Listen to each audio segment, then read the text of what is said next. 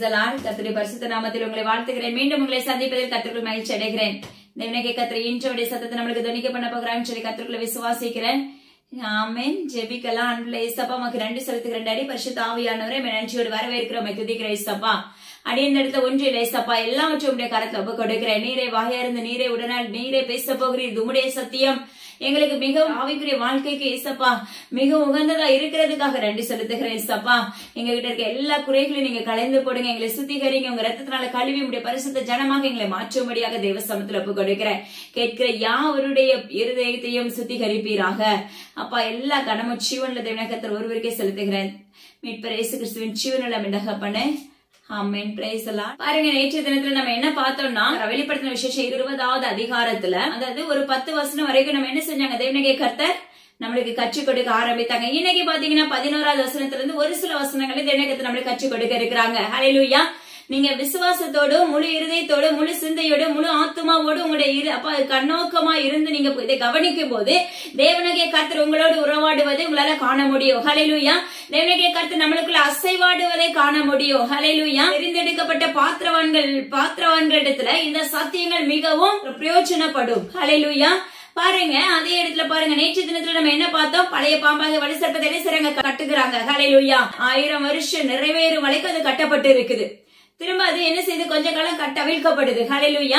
கட்டின பிற்பாடு என்ன நடக்குதுன்னா தேவனகிய கர்த்தர் அதாவது இயேசுவை பற்றிய சாட்சி நிமித்தமும் வேத வசனத்தின்படியும் சிரச்சேதம் பண்ணப்பட்டவர்கள், மிருகத்தையும் சொரூபத்தையும் வணங்காதவர்கள், அது மாத்திரமல்ல அப்ப கைகளிலும் நெற்றிகளிலும் முத்திரை தரிக்கப்படாதவர்கள். ஹல்லேலூயா. இப்படியா இருக்கிற எல்லாரையும் தேவனகிய கர்த்தர் என்ன செய்றாரு, எழுப்புறாரு. ஹல்லேலூயா. அவருடைய வருகைக்குள்ள அது எழுப்பப்படுகிறது. எழுப்பப்பட்ட பிற்பாடு அவர்கள் எங்க இருக்கிறாங்க, தேவனுடைய ராஜ்யத்துக்குள்ள இருக்கிறார்கள். அவர்களுக்கு அப்பா கிறிஸ்துடனே கூட ஆசாரியர்கள் அதிகாரம் கொடுக்கப்படுகிறது. ஹல்லேலூயா. அங்க உண்மையாவே இந்த பரலோகம் எப்படி இருக்குன்னா மிகவும் மகிழ்ந்து கலிகூறக்கூடிய ஒரு சம்பவம். ஹல்லேலூயா. அங்க ஒரு பயங்கரமான ஒரு இளைப்பாறுதல் இருக்கும். தேவனகிய கர்த்தரின் நாமத்தை கொண்டு உரைக்கிறார். பின்பு என்ன செய்யப்படுது, அந்த வலு சர்ப்பம் காவல்ல இருந்து சட்ட விழ்க்கப்படுது. ஹல்லேலூயா. இவனகிய கர்த்தர் மேல பிரியம் இல்லாதவர்கள் மரித்தவர்கள் எழுப்பப்படவே இல்லை அது வரைக்கும். அதுக்கு பிற்பாடு என்ன நடக்குதுன்னா அவமக்கு சபை 4 திசை எங்கிலும் என்ன செய்யறான், சுற்றி திரிகிறவனாய் செயல்படுகிறான். அவனோடு கடற்கரை மணலத்தனியாக ஆட்களை கூட்டி சேர்க்கிறான். ஹல்லேலூயா. கூட்டி சேர்த்துட்டு பரிசுத்தவான்களுடைய பாளையத்தை நோக்கி போகிறான். ஹல்லேலூயா. ஆனா அந்த இடத்துல தேவனகிய கர்த்தர் என்ன செய்றார், அவர்களுடைய கையில ஒப்பு கொடுக்காதபடி தேவனகிய கர்த்தர் பரலோகத்திலிருந்து என்ன செய்யறாங்க, அக்கினி கலந்த கந்தகமாகிய கண்ணாடி கடல்ல என்ன செய்யறாங்க, தள்ளிடுறாங்க. ஏன்னா இரவும் பகலும் வாதிக்கப்படுகிறார்கள் அந்த எல்லைக்குள்ள. ஹல்லேலூயா. அதே போல அடுத்து யோவானுக்கு தேவனகிய கர்த்தர் ஒரு காரியத்தை கற்றுக் கொடுக்கிறார். பாருங்களேன். பின்பு நான் பெரிய வெள்ளை சிங்காசனத்தையும் அதன் மேல் வீற்றிருக்கிறவரையும் கண்டேன். அவருடைய சமூகத்திலிருந்து பூமியும் வானமும் அகன்று போயின, அவைகளுக்கு இடம் காணப்படவில்லை. ஹல்லேலூயா. பெரிய வெள்ளை சிங்காசனம். ஹல்லேலூயா. அதுல ஒரு உட்கார்ந்து இருக்கிறத பார்க்கிறாரு. அது யாரு, ஜீவனுள்ள தகப்பன். பாருங்க, அவருடைய சமூகத்திலிருந்து வானமும் பூமியும் அகன்று போயின. யோசிச்சு பாருங்க, வானமும் பூமியும் இல்லன்னா அந்த இடம் எப்படி இருக்கும். ஹல்லேலூயா.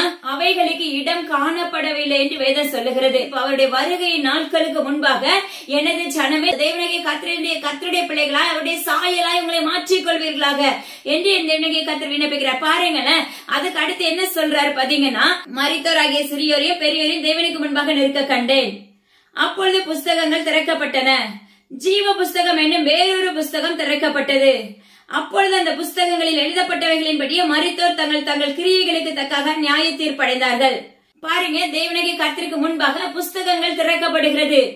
அது மாத்திரமல்ல, ஜீவ புஸ்தகம் என்னும் வேறொரு புஸ்தகமும் அங்க திறக்கப்படுகிறது. யோசிச்சு பாருங்க, அந்த புஸ்தகத்துல எழுதின வண்ணமாக தேவனகிய கர்த்தர் என்ன செய்யறாரு, நியாயம் தீர்க்கிறவராய் இருக்கிறார். அப்போ நம்ம ஏற்கனவே நம்மளுக்கு அழகா கற்றுக் கொடுத்தாங்க, நம்ம செய்யற பாவங்கள் என்ன, நம்ம ஒரு சின்ன பொய் சொன்னா கூட அதுக்கு மன்னிப்பு கேட்காதபடி தேவ சமூகத்துல அதை உணராதபடி நம்ம செயல்பட்டோம்னா நம்மளை குறித்தான அந்த காரியங்கள் என்ன செய்யும், அங்க இருக்கிற புஸ்தகத்துல எழுதப்பட்டு இருக்கும். ஹல்லேலூயா. அந்த புஸ்தகத்துல எழுதப்பட்டு இருக்கும் போது இதே போலதான் சிறியோர் அப்ப பெரியோர் இப்படியா இருக்கிற மரித்தவங்களை என்ன செய்யறாரு, எழுப்புறாரு. எழுப்பும் போது தேவனாகிய கர்த்தருடைய நாமத்தை கொண்டு உரைக்கிறது. அங்க ஒரு புஸ்தகம் வைக்கப்பட்டிருக்கிறது. அது மாத்திரமல்ல, ஜீவ புஸ்தகம் போல ஒரு புஸ்தகம் திறக்கப்படுகிறது. அந்த புஸ்தகத்திலிருந்து அவங்க என்னென்ன கிரியைகளுக்கு தக்கதாக அவர்கள் என்னென்ன காரியங்கள் செய்தார்களோ அந்தந்த விளைவுகளுக்கு தக்கதாக அப்ப நியாய தீர்ப்பு அந்த நாள்ல கொடுக்கப்படுது. அப்ப எனது அருமையான பிள்ளைகளே, தேவனாகிய கர்த்தர் சொல்லுகிற காரியம், அந்த நியாய தீர்ப்பு அடைந்தார்கள் என்று சொல்லப்படுகிறது அல்லவா? அப்போ அந்த நாட்களுக்கு முன்பாக நம்முடைய வாழ்க்கையில செய்த எல்லா காரியங்கள், அப்போ நம்முடைய வாழ்க்கையில கண்டிப்பா ஏதாவது சம்பவங்கள் இருக்கும், ஏதாவது ஒரு காரியங்கள் பிழையாக இருக்கும். தேவனுடைய கர்த்தருக்கு முன்பாக அந்த பிழைகளை நம்ம என்ன செய்ய வேண்டும்? அப்ப அதை அகற்றி போட்டு அப்ப தூய்மையான இருதயம் உள்ளவர்களாக நம்ம மாற்றப்பட வேண்டும். அததான் தேவனுடைய கர்த்தர் நம்ம கிட்ட விரும்புகிறாங்க. கொடுக்கப்பட்ட நாட்களுக்குள்ள, அதாவது இனி இந்த சம்பவங்கள் எல்லாம் இனிமேல நடக்க போகிறது, இனிமே நடக்க போகிற காரியங்கள் தான் தேவனுடைய கர்த்தர் யோவானுக்கு ஆவியில காண்பித்து அதை எழுதி வைத்திருக்கிறார். ஹல்லேலூயா. எப்படி யோவானுக்கு காண்பித்தாரோ அதே போல இன்று பரிசுத்த ஆவியானவரே உங்களோடு உறவாடி கொண்டிருக்கிறார். அதனால என்ன செய்யணும்? அதுக்கு முன்பாக, இனிமே இந்த சம்பவங்கள் நடைபெறுவதற்கு முன்பாக என்ன செய்ய வேண்டும்? நம்மளே ஒப்புரவாக வேண்டும். நம்மளே தேவனுடைய கர்த்தருடைய சாயலாக மாற்ற வேண்டும். ஹல்லேலூயா. நம்ம தேவனுடைய கர்த்தருக்கு பிரியமுள்ள ஜனமாக எழுப்பப்பட வேண்டும். ஹல்லேலூயா. நம்ம பழுதுள்ள எல்லா காரியத்தையும் அகற்றி போட்டு அப்ப சுத்த இருதயம் உள்ளவர்களாக நம்ம மாற்றப்பட வேண்டும். அப்ப ஒரு குழந்தையை போல அப்ப தேவனுடைய கர்த்தருக்கு உகந்த வாசனை திரவியம் உள்ள இருதயமாக. ஹல்லேலூயா. நம்ம மாற்றப்படும் போது மட்டும்தான் நம்ம விளையாட்டு அநேக காரியங்கள் பேசியிருப்போம். மாற்றப்படும் மட்டும்தான் நம்முடைய வாழ்க்கையில ஜெயம் உண்டாகும். அதே போல பாத்தீங்கன்னா நம்முடைய வாழ்க்கையில அநேக காரியங்களை குறித்து நம்ம பேசியிருப்போம். ஹல்லேலூயா. சின்ன சின்ன விஷயமா இருக்கும், நம்முடைய பார்வைக்கு அது தப்பே இருக்காது. சுயநீதி நம்ம கிட்ட ஆளுகை செய்யும், பெருமை நம்ம கிட்ட ஆளுகை செய்யும். ஹல்லேலூயா. நம்ம தொடர்ச்சியா ஏற்கனவே நம்மளுக்கு அழகாய் ஒவ்வொரு காரியத்துக்கும் என்னென்ன சம்பவம் நடைபெறுதுங்கிறது நம்மளுக்கு ஏற்கனவே கற்றுக் கொடுத்துட்டே தான் வந்துட்டு இருக்காங்க. ஹல்லேலூயா.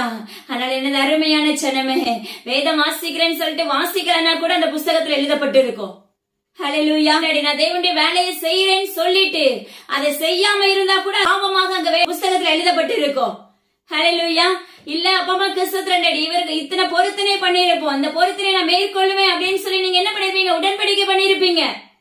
ஆனா செஞ்சிருக்க முடியாது, அது அந்த புஸ்தகத்துல எழுதப்பட்டு இருக்கும். ஹல்லேலூயா. அப்போ தேவனுடைய கர்த்தர் அந்த இடத்துல காண்பிக்கிற ஒரு காரியம், ஒவ்வொருத்தருடைய கிரியைகளுக்கு தக்கதாக அவர்கள் நியாய தீர்ப்பு அடைந்தார்கள். யோசிச்சு பாருங்க.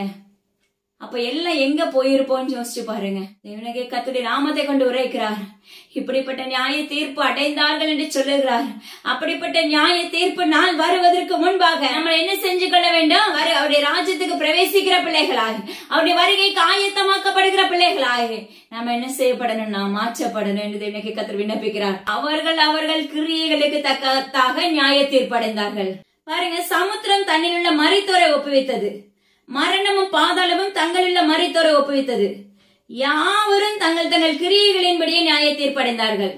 ஹல்லேலூயா. சமுத்திரமும் தண்ணீரிலும் மரித்தவர்கள் யாரெல்லாம் அதன் நிமித்தம் மரித்தார்களோ அவர்கள் எல்லாம் என்ன செய்து ஒப்புவிக்குது. ஹல்லேலூயா. தேவனுக்கு முன்பாக.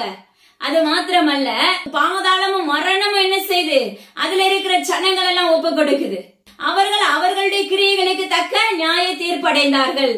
பாருங்க, ஏசப்பா நம்மளுக்கு இதுல எவ்வளவு ஓமையா கற்றுக் கொடுக்கிறாருன்னா, நம்மளுடைய பாவங்களை முதலாவதே நீ ஒப்புக்கொடுன்னு சொல்றாரு. பாருங்க, ஒரு சமுத்திரம் தண்ணீர் செய்து அதுல அழிந்தவர்களை, அதுல மரித்தவர்களை அந்த நியாய தீர்ப்பு நாள்ல ஒப்பு கொடுக்குது. அப்போ அத நீங்க யோசிச்சு பாருங்க, நாம எப்படி இருக்கிறோம். ஹல்லேலூயா. யோசிச்சு பாருங்க. நினைக்க கத்த சொல்கிற எல்லாமே அதினதின் காலத்துல என்னென்ன செய்யணுமோ அவர்கள் அதை செய்து கொண்டிருக்கிறார்கள். ஆனா அதுக்கு முன்னாடி நாம அப்படிப்பட்ட காரியங்களை செய்கிறவர்களா இருக்கிறோமா? நம்ம அதினதின் காலத்துல தேவனாகிய கர்த்தர் நம்ம கூட இப்படிப்பட்ட சம்பவங்கள் நடைபெற போகிறது, இப்படிப்பட்ட அழிவுகள் உண்டாக போகிறது, இப்படிப்பட்ட வாதைகள் உச்சப்பட போகிறது, இப்படி எத்தனை முறை நம்மளுக்கு எச்சரிப்பை கொடுத்துட்டே வர்றாங்க. ஆனா இன்னைக்கு நம்ம கேட்டுட்டு அப்படி தூசி தட்டிட்டு போகிறவர்களா இருக்கிறோம். இன்றைக்கு நம்ம எப்படி இருக்கிறோம்னா, வேதத்தை சண்டை மாத்திர தூசி தட்டி எடுத்துக்கொண்டு செல்கிறவர்களா இருக்கிறோம். எனது அருமையான ஜனமே, இன்னும் நீங்கள் நிர்விசாரமாக இருந்தீர்கள் என்றால், இன்னும் நீங்க தேவனாகிய கர்த்தருடைய பார்வைக்கு நிர்வாணமாக இருந்தீர்கள் என்றால், இப்படிப்பட்ட நியாய தீர்ப்பு நாளில் அதினதின் நாட்கள்ல நீங்க என்னென்ன விதைத்தீர்களோ, உங்களுடைய வாழ்க்கையில நன்மையை விதைத்தீர்கள் என்றால், தேவனுடைய கர்த்தருக்கு பிரியமான வாசனை திரவியமா இருந்தீர்கள் என்றால் தேவனுடைய ராஜ்யத்துக்குள்ள பிரவேசிக்க முடியும். அது மாத்திரமல்ல, ஏதாவது ஒரு காரியம் பேசி தவறுதலான காரியத்தை நம்ம பேசி இருப்போம். எதையுமே நம்முடைய சுய என்ன செய்யாது, ஒப்பு கொடுக்கணும் தேவ சமூகத்துலங்கிற எண்ணத்தை தூண்டாது, அந்த உணர்வு நம்மளுக்குள்ள வராது. ஹல்லேலூயா. இன்னைக்கு கிறிஸ்தவ பிள்ளைங்களா இருக்கிறோம். சாதாரணமா ஒரு தேவனுடைய கர்த்தர் தேசத்துக்கான தீர்க்க தரிசனத்தை உரைத்துக் கொண்டிருக்கிறாங்க. இந்த இடத்துல இந்த சம்பவம் நடைபெற போகிறது, நம்ம எத்தனை பேர் உண்மையும் உத்தமமாக ஜெபிக்கிறவர்களா இருக்கிறோம்? யோபு பாத்தீங்கன்னா உண்மையும் உத்தமாய் தன்னுடைய சிநேகிதருக்காக ஜெபித்தார். அப்போ அவனுடைய வேண்டுதல் கேட்கப்படுது என்று வேதம் சொல்லுகிறது. ஹல்லேலூயா. அப்ப நம்ம இன்னைக்கு எப்படி ஜெபிக்கிறவர்களா இருக்கிறோம் என்று பாருங்க. அப்ப இயேசப்பா எத்தனையோ முறை நம்மளுக்கு அறிவிப்பு கொடுத்தாலும் இன்னுமே என்ன செய்யறோம்? நம்முடைய தூசியை விட்டு எலும்ப மனதில்லாத இருக்கிறோம். ஹல்லேலூயா. எத்தனை புடமிடுதலை கொடுத்தாலும், எத்தனை வியாதி, எத்தனை வறுமை, எத்தனை கடன்களை கொடுத்தாலும், எத்தனை நிந்தையை கொடுத்தாலும் நம்மளால என்ன பண்ண முடியல. அந்த வேளையில நம்ம ஜெயம் எடுக்கும் போது நம்மள்கிட்ட இருக்கிற தேவனுடைய கர்த்தருக்கு உங்களுக்கு இருக்கிற அன்பு, அந்த அன்பு கொஞ்சம் நல்லா அப்படி மாறி போயிருது. யோசிச்சு பாருங்க எனது அருமையான பிள்ளைகளே, கர்த்தர் எத்தனையோ முறை நம்மளுக்கு அழகா கற்றுக் கொடுத்துட்டே வர்றாங்க. இது மாத்திரமல்ல, எத்தனையோ சத்தியத்தை நீங்க கேட்பீங்க. இன்னைக்கெல்லாம் சத்தியத்தை கேட்காதவங்க இருக்கவே மாட்டாங்க. டிவி ஆன் பண்ணா, யூடியூப் ஆன் பண்ணா ஃபுல்லா சத்தியம் பேசப்படுது.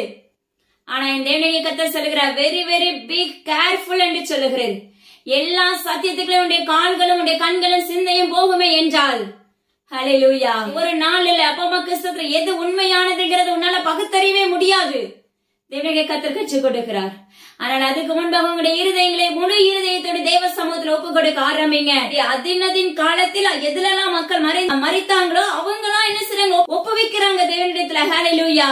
ஆனா நம்மளால, மனிதர்களாகிய நம்மளால நம்முடைய சாயலை மாற்றிக்கொள்ள முடியவில்லை.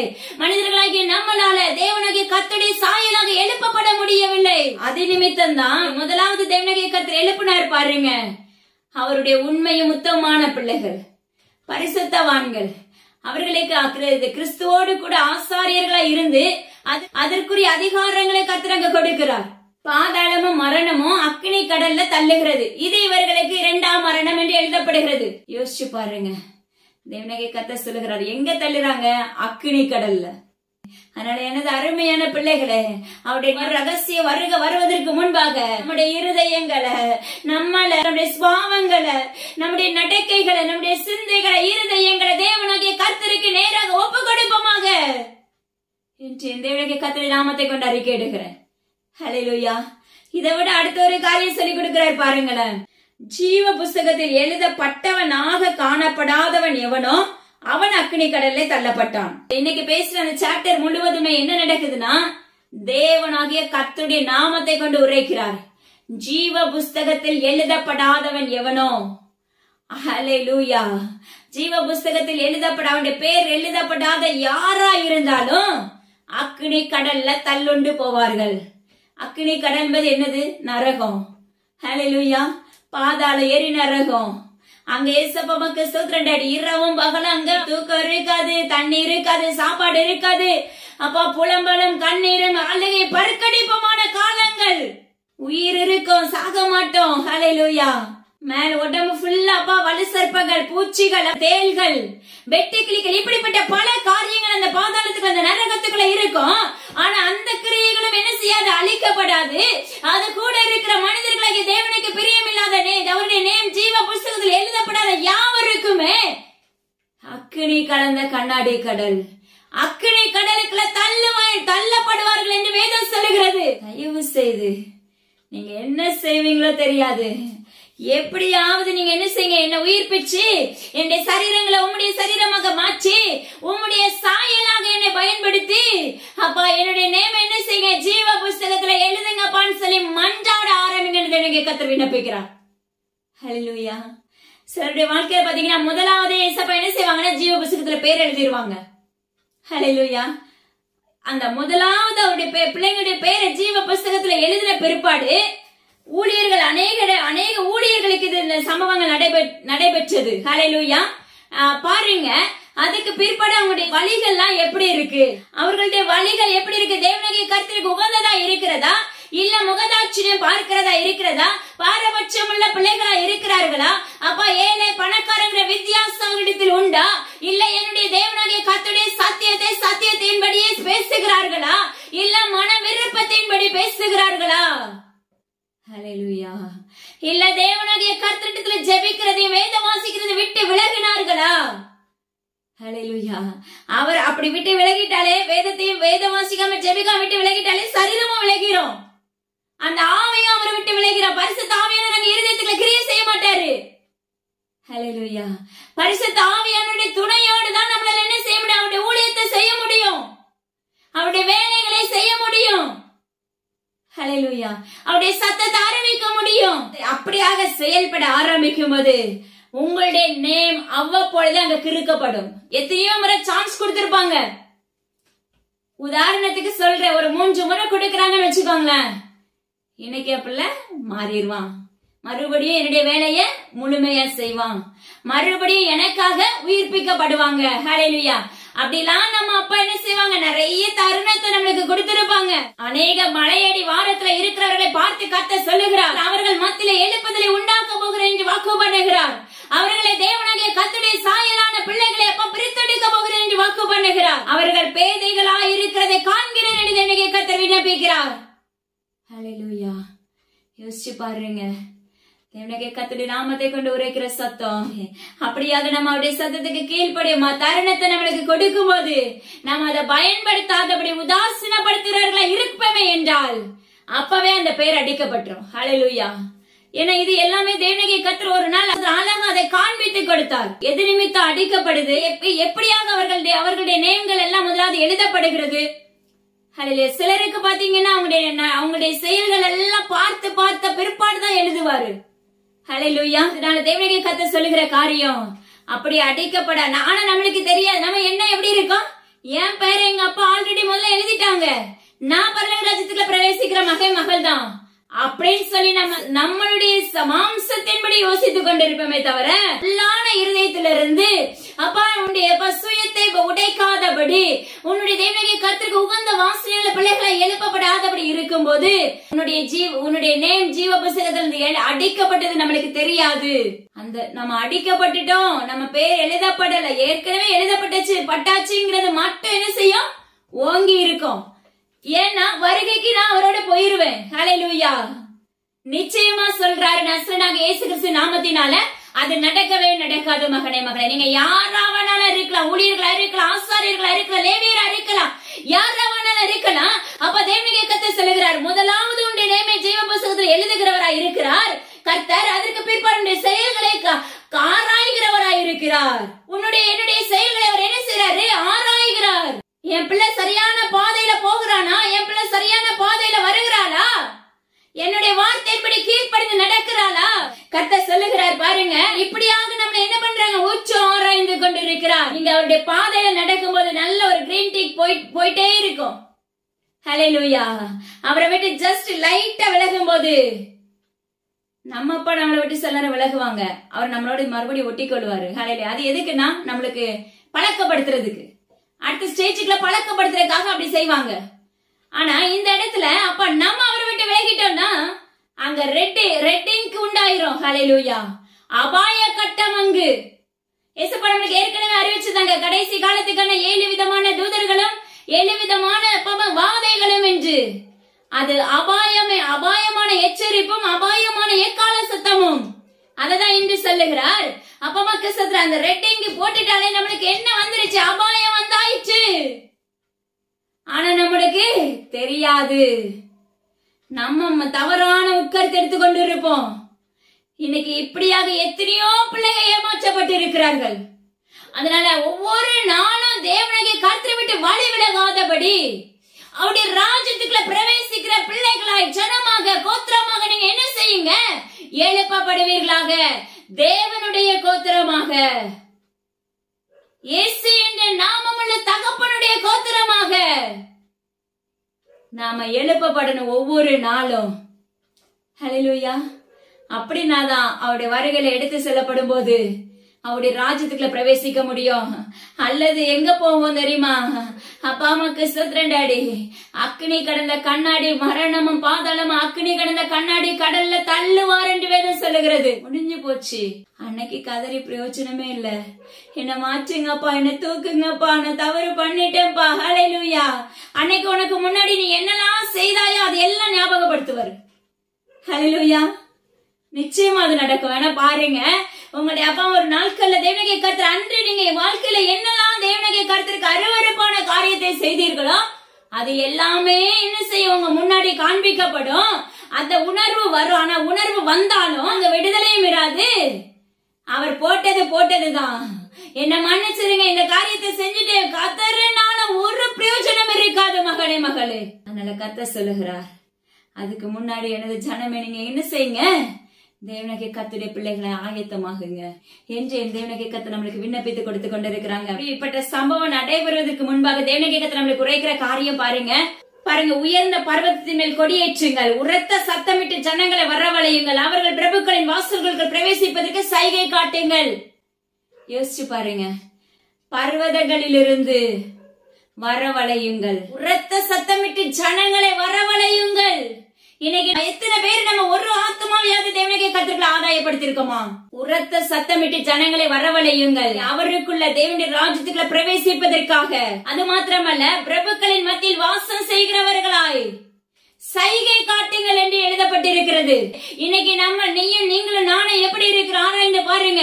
தேவனுடைய கர்த்தருடைய ராஜ்யத்துக்கு ஏற்ற பிள்ளைகளாக, ராஜ்யத்துக்குள்ள பிரவேசிக்கிற பிள்ளைகளாய் நம்ம யாருக்காவது சுவிசேஷத்தை அறிவிச்சிருப்போமா? ஒரு ஆத்துமாவை பாவியாகி ஒரு ஆத்துமாவை தேவனுடைய கர்த்தருக்குள்ள ரட்சிப்புக்குள்ள வழிநடத்தி இருப்போமா? ஹல்லேலூயா. ரட்சிப்புக்குள்ள வழிநடத்துறது எப்படி தெரியுமா? மிகவும் கடினமான காரியம். தேவனுடைய கர்த்தர் ஒரு குடும்பத்தை தெரிந்தெடுத்துருவாரு. அந்த குடும்பத்துக்காக அப்பா அம்மாக்கு ஸ்தோத்திரம் டாடி. அவங்க எழுப்பப்படுகிற வரைக்கும் அவங்களுக்காக திறப்புல நிக்க வைப்பார் பாருங்க. ஆனா மறுபடியும் அந்த குடும்பத்தார் என்ன செய்வாங்க? விழுந்து போயிருவாங்க. அப்போ தேவனாகிய கர்த்தருக்கும் அந்த குடும்பத்துக்காக திறப்புல நிற்கிற பிள்ளைகளுக்கும் இடையில நடக்கும் பாருங்க ரத்த கண்ணீர், இருதயம் அப்படி சுக்குநூறா நொறுங்குண்டு போகும். ஆனாலும் கர்த்தர் இரக்கம் பாராட்டி என்ன செய்வாரு? மறுபடியும் தூக்கி நிறுத்துவாரு. இப்படியாக பல முறை தூக்கி நிறுத்தி கொண்டே இருப்பாரு. ஆனாலும் என்ன செய்ய, நாங்க கீழ்ப்படிய மாட்டோம், இப்படிதான் இருப்போம் அப்படின்னு சொன்னா கைவிட்டு நம்ம தள்ளப்பட்டு விடுவோம் அக்கினி கடல்ல. ஹல்லேலூயா. ஆனா கர்த்தர் இங்க சொல்லுகிற காரியம் என்ன? உரத்த சத்தமிட்டு ஜனங்களை அலையுங்கள், கூப்பிடுங்கள், தேவனுடைய கர்த்தருடைய ராஜ்யத்துக்குள்ள பிரவேசிப்பதற்காக சைகை காட்டுங்கள். யோசிச்சு பாருங்க. தேவனுடைய கர்த்தர் நம்மளுக்கு வாக்கு பண்ணிட்டாங்கன்னா அது எந்த ஒரு காரியத்தை கொண்டாவது நீங்க என்ன செஞ்சீங்க? அவருடைய வேலையை செய்ய ஆரம்பிச்சிருங்க. எப்படியாவது ஒரு ஆத்துமாவையாவது நான் என்ன செய்யணும்? பரலோக ராஜ்யத்துக்குள்ள கொண்டு போகணும் ஏசப்பா. உண்மையாவே பரலோக ராஜ்யத்துக்குள்ள நீங்க எத்தனை ஆத்துமாக்களை கொண்டு போகிறீங்களோ அதுக்கு அங்க பல விதமான கிரெடிட் உண்டு. நம்ம செய்யற ஒரே ஒரு காரியம் அதுதான். ஹல்லேலூயா. நம்மளால மாற்ற முடியாது. தேவனாகிய கர்த்தர் அந்த குடும்பத்தை கொடுப்பாரு, அந்த பிள்ளைங்களை கொடுப்பாரு. அந்த பிள்ளைகளுக்காக உண்மையும் உத்தமமாக திறப்புல நிற்க வேண்டும். அந்த திறப்புல நிற்கிறது எப்படி இருக்கும் தெரியுமா? இரவும் பகலும் நிற்க வைப்பார். ஹல்லேலூயா. அந்த குடும்பத்தை கொடுப்பதற்கு முன்னாகவே அந்த குடும்பத்துக்காக இரவும் பகலும் நிற்க வைப்பார். நிற்க வைத்து பிற்பாடு ஏற்ற வேளையில் அந்த குடும்பத்தின் பிள்ளைகளை கையில கொடுப்பார். ஹல்லேலூயா.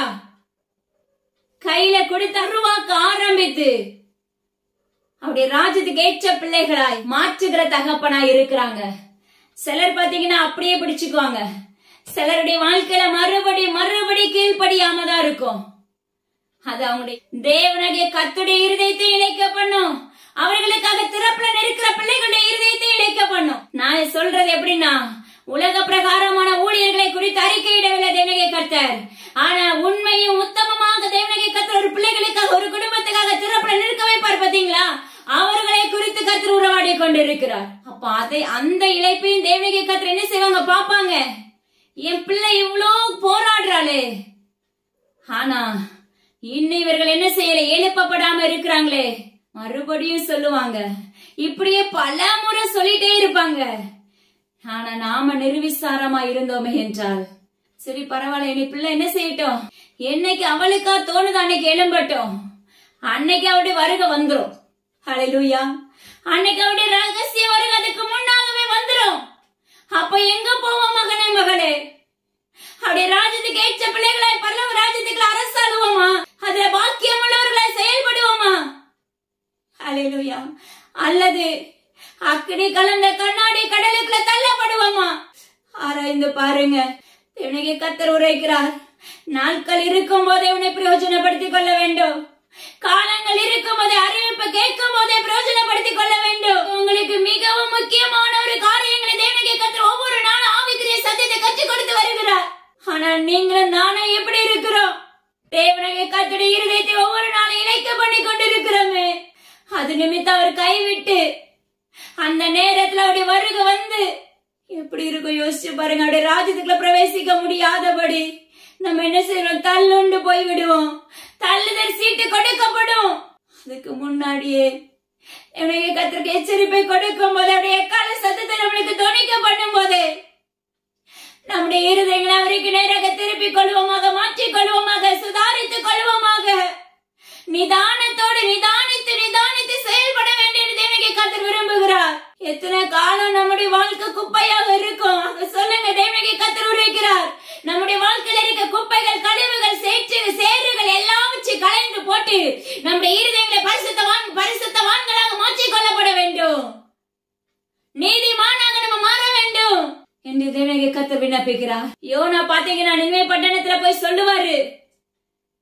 அதுக்கு முன்னாடி எல்லாம் பாத்தீங்கன்னா தேவனுடைய கர்த்தருடைய சத்தத்துக்கு கீழ்ப்படியாம இருப்பாரு. அது நிமித்தம் என்ன ஆகுது? இன்னைக்கு நாமளும் அப்படிதான் இருக்கிறோம். அப்படியே சத்தத்துக்கு செவி கொடுக்க முடியாதபடி மந்தமா இருக்கிறோம். இருதயங்கள் அப்பா சமிட்டியாக இருக்கிறது, கல்லாக இருக்கிறது, பாறையாக இருக்கிறது. சிலருடைய இருதயத்துல ஒட்டைக்கவே முடியாது, அந்த அளவுக்கு கடினமா இருக்கும். ஆனா பாருங்க, அதே போலதான் யோனா என்ன செஞ்சாரு?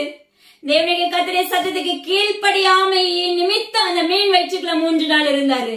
ஆனா மறுபடியும் தேவ சத்தத்துக்கு கீழ்ப்படிஞ்சு என்ன செஞ்சாரு? இதே போலதான் நம்முடைய வாழ்க்கை இருக்கிறது. ஏசப்பா சொன்ன வார்த்தையை கொண்டு போய் என்ன செய்யறாரு? நினைவேல போய் சொல்றாரு. ஆனா அந்த மக்கள் பின்னாட்கள்ல ஒரு நாள் அது அழிக்கப்பட்டுச்சு, இல்லன்னு சொல்லல. ஆனா அந்த வேலையில அவர்கள் அப்பா மக்கள் அவருடைய மிருக ஜீவன்கள் முதற்கொண்டு சிறியோர் சிறியோர், முதியோர், பெரியோர் எல்லாருமே தேவ சமூகத்துல காத்திருந்தாங்க. எப்படி காத்திருந்தாங்க? அவங்க சாம்பல் எல்லாம் உடம்புல சாம்பல்ல உட்கார்ந்தவர்களாய் மிருக ஜீவன்கள் முதற்கொண்டு அப்பா மக்கள் உபவாசத்தோடு காத்திருந்தார்கள். அந்த சூழ்நிலையில அவங்க விடுதலை பெற்றாங்க. ஆனா அவங்களுடைய பிள்ளைகளுடைய சந்ததிகளுடைய நாட்கள் மாற, காலங்கள் கடற தேவன் சொன்ன காரியம் நிறைவேறிச்சு. இன்னைக்கு நம்மளுக்கு இயேசுவா கற்றுக் கொடுப்பாங்க. இன்னைக்கு நம்ம கற்றுக் கொடுக்கும் போதே நம்ம மனமாற்றம் அடைஞ்சிருவோம். ஆனா உண்மையில் போட்ட ஒரு விதை, நீ இப்படி செய்யலன்னா நீ இப்படிப்பட்ட சூழ்நிலைக்குள்ள நீ தள்ளப்படுவ அப்படின்னு சொல்லியிருப்பாரு. ஆனா அதே மாதிரி நாம எப்படி எழுப்பப்படுறோமோ அதே மாதிரி நம்முடைய பிள்ளைகளுடைய வாழ்க்கையிலும் தலைமுறை தேவனுடைய ராஜ்யத்துக்கு ஏற்ற பிள்ளைகளை மாற்றப்படும் போது அந்த அழிவு இருக்காது, அந்த கந்தகம், அந்த எரிக்கடல், எரிநரகம் இருக்காது. ஹல்லேலூயா. நீங்க ராஜ்யத்துக்குள்ள பிரவேசிக்கிறவர்களை நம்ம மாற்றப்பட்டு விடுவோம். ஆனா கர்த்தர் சொல்லுகிறார், உங்களுடைய சந்ததிகள் பிள்ளைகள் அப்பா கீழே விழுந்தார்களே என்றால் தேவனுடைய கர்த்தர் ஒரு நாள் ஏற்கனவே உங்களுக்கு வாக்கு பண்ணி இருப்பார் அல்லவா? அந்த காரியங்கள் அவருடைய வாழ்க்கையில சம்பவங்கள் நடைபெறும். அது அந்த எரிநரகத்துக்குள்ள அவர்களை தள்ளும் என்று தேவனுடைய கர்த்தர் விண்ணப்பிக்கிறார். யோனாவுக்கு கீழ்ப்படியாமை நிமித்தம் ஏற்பட்ட விளைவு, அதே போல இன்னைக்கு நம்முடைய வாழ்க்கையில கீழ்ப்படியாமை நிமித்தம் தேவனுடைய கர்த்தருடைய சத்தத்தை கேளாதவர்களை போல இருக்கிறது நிமித்தம் ஏற்பட போகிற விளைவு அக்கினி கடல். ஹல்லேலூயா. கந்தகம் போன்று எரிகிற அந்தகார அக்கினி கடல். ஹல்லேலூயா. ஆனா மறுபடியும் அதை கீழ்ப்படிஞ்சு சத்தத்தை போய் அறிவிச்சது பிற்பாடு அப்பா அம்மாக்கு ஸ்தோத்திரம் டாடி, நினைவே பாதுகாக்கப்பட்டுச்சு. அதே போல இன்னைக்கு தேவனுடைய கர்த்தருடைய நாமத்தை கொண்டு உங்களுக்கு உரைத்து கொண்டு இருக்கிறார். நீங்க பாதுகாக்கப்படணும்னா இன்னைக்கு நாளைக்கு பாதுகாப்பு அல்ல. இன்னைக்கு நாளைக்கு பாதுகாப்பை குறித்து கர்த்தர் பேசல. எழுப்புதலுக்கான நாட்களுக்குரிய பாதுகாப்பை குறித்து உங்களோட உறவாடி கொண்டிருக்கிறார். அவருடைய பாதுகாப்பு பிசின் தைலத்தினால் நிரப்பப்பட்டவர்களாய் நம்ம மாற்றப்பட வேண்டும். அப்பொழுது அவருடைய பாதுகாப்பு நம்மளுக்குள்ள நிரப்பப்பட்டு இருக்கும். ஹல்லேலூயா. ஆனால் அதை முன்னறிவிப்பா நம்மளுக்கு என்ன செய்றாங்க? கற்றுக் கொடுத்துட்டு வர்றாங்க. மக்கள் ஆதாயப்படுத்துகிறவர்களா இருக்கிறோமா? இல்ல ஒவ்வொரு நாளும் நம்மளுக்கு நம்மளுக்கு நம்மளுக்கு எனக்கு எனக்குன்னு சொல்லி ஓடிக்கொண்டே இருக்கிறவர்களா இருக்கிறோமா? அட்லீஸ்ட் நம்ம ஜெபிக்கிறதுக்காவது தேவனாகிய கர்த்தருக்கு நேரத்தை கொடுக்கிறவர்களா இருக்கிறோமா? தேவனாகிய கர்த்தர் சொல்லுகிறார், பாலசிங் தேவனாகிய கர்த்தர் விண்ணப்பிக்கிறார், உன்னுடைய இருதயத்தை தேவனாகிய கர்த்தருக்கு நேராக திருப்பிக்கொள். என் பாலசிங் என்று இன்சிலோடு தேவனாகிய கர்த்தர் உரைக்கிறார். உன்னுடைய நாவு கபடாக இருக்கிறதை நான் காண்கிறேனே மகனே, துர்நாற்றத்தை உன்னை விட்டு விலக்கு என்று தேவனாகிய கர்த்தர் விண்ணப்பிக்கிறார். சூறை செடியா இருக்க இராதே என்று தேவனாகிய கர்த்தர் சொல்லுகிறார். பயப்படாதே, நான் உன்னோடு கூட இருக்கிறேன். எலும்பு எலும்பு நில், காலோண்டி நில் என்று தேவனாகிய கர்த்தர் விண்ணப்பிக்கிறார். ஹல்லேலூயா. தேவனாகிய கர்த்தருடைய சத்தத்துக்கு செவி கொடுக்கும் போது எரிநரகத்திலிருந்து, அக்னி கலந்த கண்ணாடி கடல்ல இருந்து, அக்னி கலந்த காப்பாமக்கு சத்திரனடி கந்தகத்திலிருந்து, பாதாளத்திலிருந்து நாம என்ன சொல்ல முடியும்? தப்பித்துக் கொள்ள முடியும். தப்பி வைக்கிறது மாத்திரமல்ல, அவருடைய பாராட்சியத்துக்குள்ள பிரவேசிக்க முடியும்.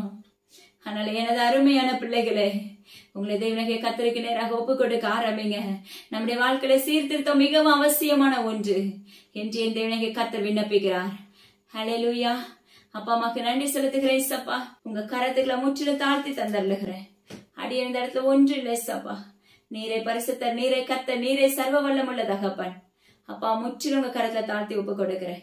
எல்லா கனமும் ஜீவனுள்ள தேவனே கர்த்தர் ஒருவருக்கே செலுத்துகிறேன். அப்பா எல்லா வல்லமைகளை முறித்து பாதாளத்துக்குள்ள கட்டுகிறவரே மக்கு ஸ்தோத்திரம். துதி கன மகிமை எல்லா பரம தகப்பன் ஒருவருக்கு மீட்பர் இயேசு கிறிஸ்துவின் ஜீவனுள்ள தகப்பனே. ஆமென். Praise Lord. இதை கேட்ட மாதத்துல விட்டு விடாங்க. கண்டிப்பா மற்றவங்களுக்கு ஷேர் பண்ணுங்க. அது மாத்திரமல்ல, இயேசுவின் ஊழியர்களுக்காக, என்னுடைய குடும்பங்களுக்காக தொடர்ந்து ஜெபித்துக் கொள்ளுங்க. அது மாத்திரமல்ல, நம்முடைய ஆத்துமா ரட்சிப்பு மிகவும் அவசியமான ஒன்று. நம்ம எப்பவுமே நம்ம கண்ணு முன்னாடி உதிக்க வேண்டிய ஒரு காரியம், நம்ம ஏறி நரகத்துக்குள்ள தள்ளப்படுவோமா இல்ல அவருடைய ராஜ்யத்துக்குள்ள பிரவேசிக்கப்படுவோமா? ஆனா நம்ம விரும்புறது ராஜ்யத்துக்குள்ள போகணும், அவருக்குள்ள இருக்கணும் தான் நம்ம விரும்புவோம். ஆனா நம்முடைய மாம்சம் செயல்படாது. ஆனா கர்த்தர் சொல்லுகிறார், அதை அப்பா அம்மா கிறிஸ்தத்திரன் டாடி அவருக்குள்ள செயல்படுத்தும் போது அப்பா அம்மா கிறிஸ்தத்திரன் டாடி நம்முடைய வாழ்க்கையில நன்மை இருக்கும்.